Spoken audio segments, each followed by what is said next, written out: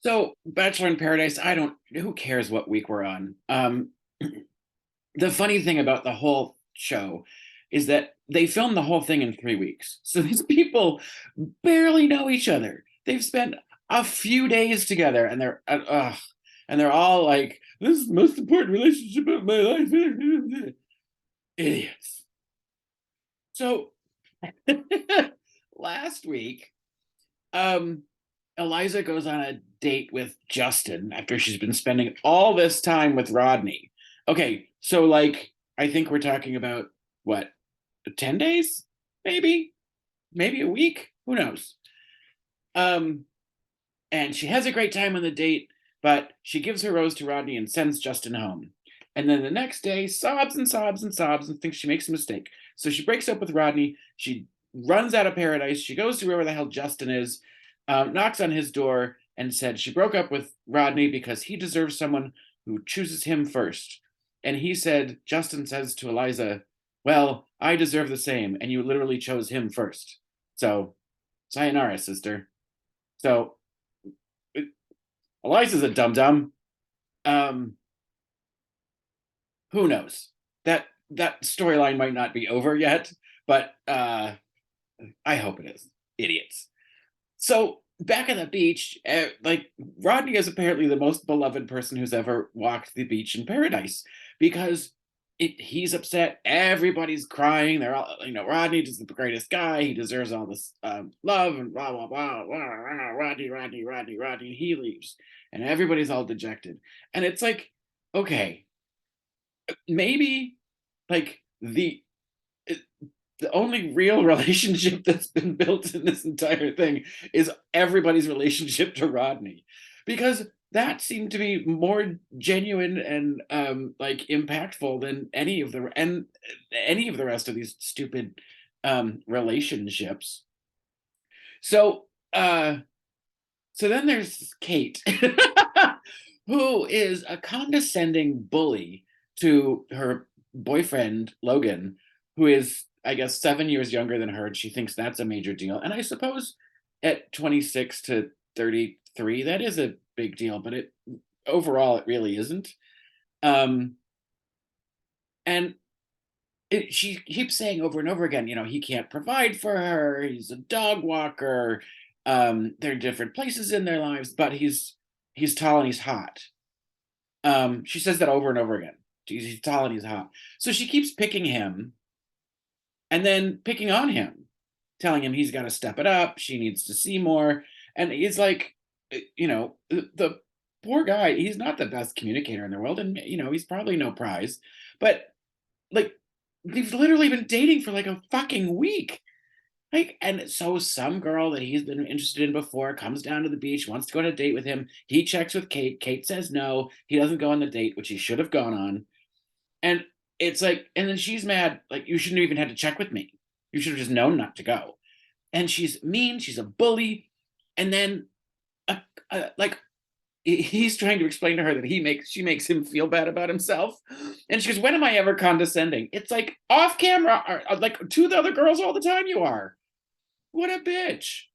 So um that keeps going. And she keeps picking on him, and he keeps trying to say, stop picking on me.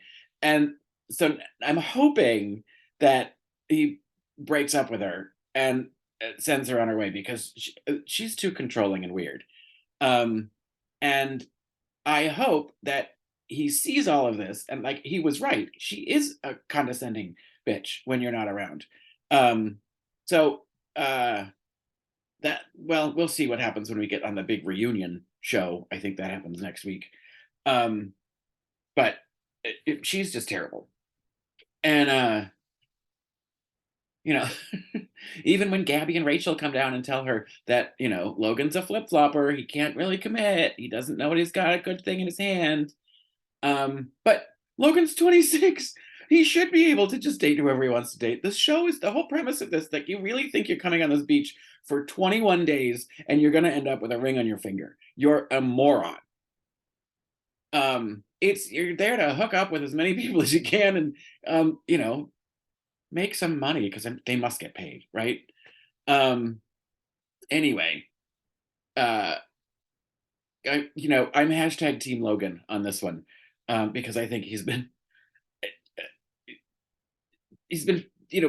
put to the test enough that she should be able to play the field and live how he chooses to live. Yeah, does he need to learn a little bit better and have self-expression?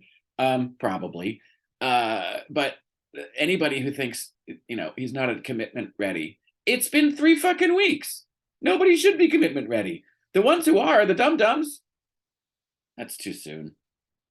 And then there's Genevieve and Aaron, who always talks about facts. He's such a knucklehead. And she's a pathetic little monster. She's randomly upset about, I'm sorry, she wasn't upset.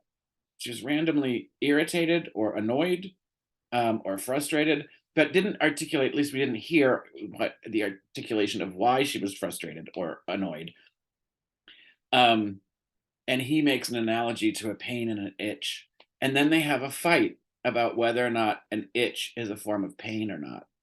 And this is enough. It goes on for quite a while. This is enough to make her pack her designer bags and go to get a car and leave the beach. And she's done with this relationship and she's had it. She won't be spoken to that way. Blah, blah, blah, blah, blah. Of course, he follows her, and they have a little conversation and they make up. And it's just like, you two are so fucking toxic together. He needs to be right all the time. Who cares if an itch actually is a low grade pain? That's not what she wanted to hear in the moment. And you're trying to teach her something. You're mansplaining pain to this girl who's crying for no reason whatsoever. Why are you all wasting your time? Anyway, so they're a disaster. And then at the end, this really sweet guy, Andrew, who's been dating a girl whose name I can't remember.